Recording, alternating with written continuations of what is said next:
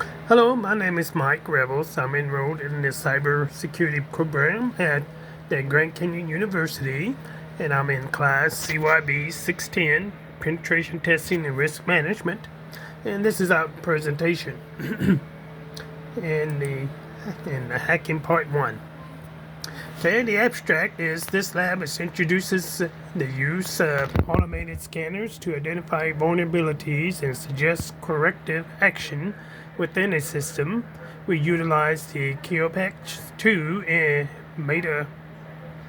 Metaplotables 2 VMs alongside Kali Linux to perform network immunization, vulnerability scanning, and exploitation.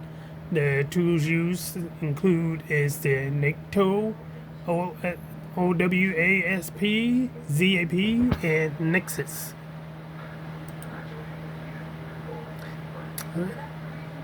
Excuse me. Okay, objectives on this one is to enumerate target screenshots, including date and timestamp, utilize NICTO, utilize OWASP ZAP, then compare NICTO to the OWASP ZAP, and identify the CSRF and summarize its impact, identify XSS and summarize its impact, utilize the Nexus, ensure scanning is completed within the 7-day trial, and identify and analyze 10 possible vulnerabilities.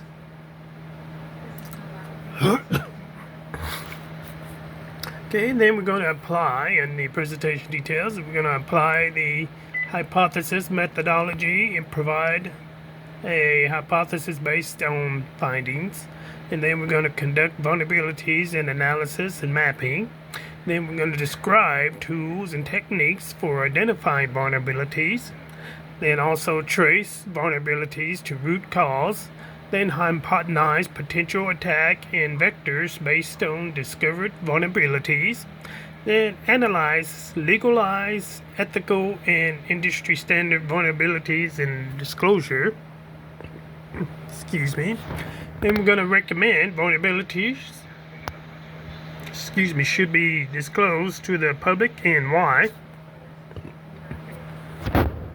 And that's probably should be what vulnerabilities and when we should do that. And select a vulnerability hypothesis, its origin, and research its root cause.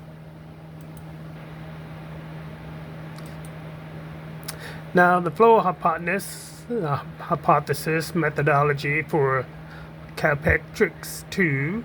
The flow hypothesis methodology for Calpatrix 2 is as you see here.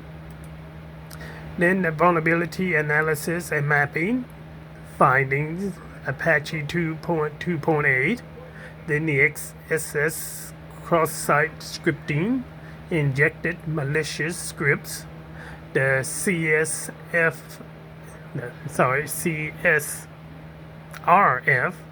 the cross-site request forgery, and unauthorized actions on behalf of authenticated users.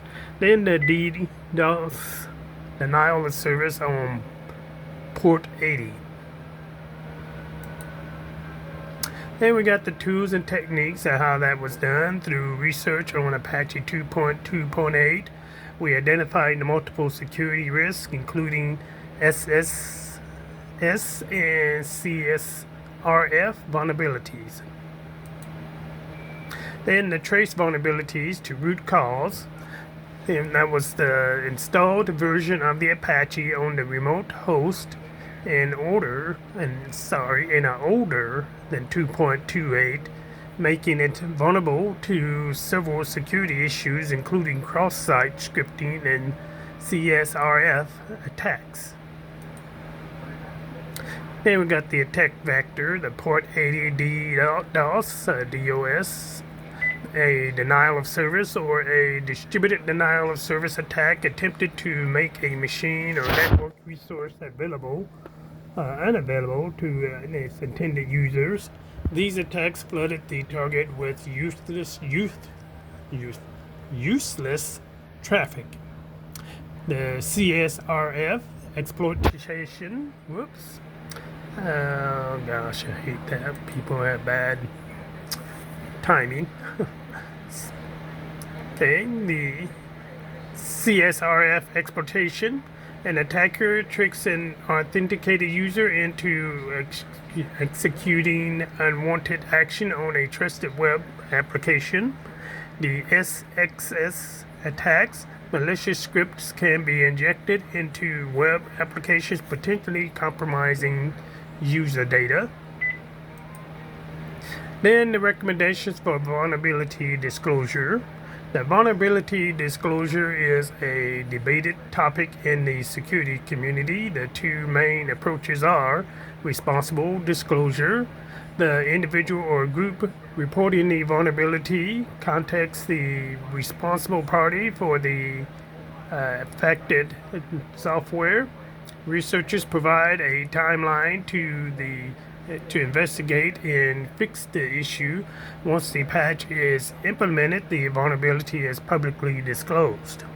The full disclosure is this approach immediately makes the vulnerability public, potentially putting individuals at risk before a patch is available.